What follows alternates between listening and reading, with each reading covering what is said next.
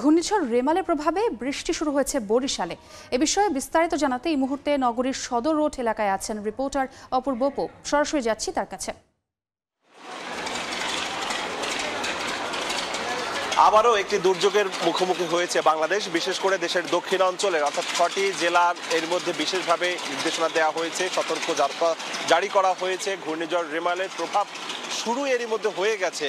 দিনভর বরিশালের আকাশে রৌদ্রোজ্জ্বল থাকলেও সন্ধ্যার পরপরই কিন্তু আমরা দেখেছি যে মুষলধারে বৃষ্টি হয়েছে, থেমে থেমে বৃষ্টি হয়েছে।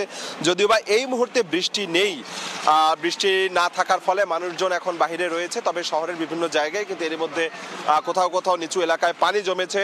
ঘূর্ণিঝড়ের যে রেমালের প্রভাব সেটি কিন্তু দৃশ্যমান হয়ে উঠছে সময়ের সাথে সাথে। বরিশাল নদীবন্দরের কর্মকর্তা আমাদের কাছে জানিয়েছে 1 নম্বর সতর্কতা সংকেত রয়েছে এই নদীবন্দরে। তবে এই 1 নম্বর সতর্কতা সংকেতে লঞ্চ চলাচল, ঢাকামুখী যে লঞ্চ গুলো রয়েছে বড় লঞ্চ, সেগুলো কোনো বাধা নেই। এই লঞ্চ আজকে কিছুক্ষণ পর ঢাকার উদ্দেশ্যে রওনা হবে।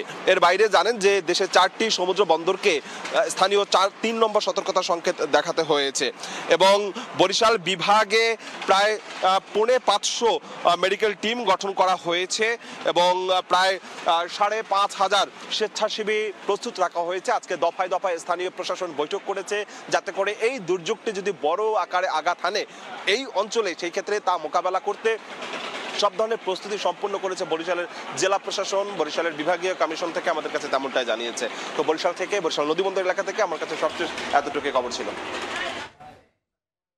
সরাসরি যুক্ত ছিলাম বরিশালে।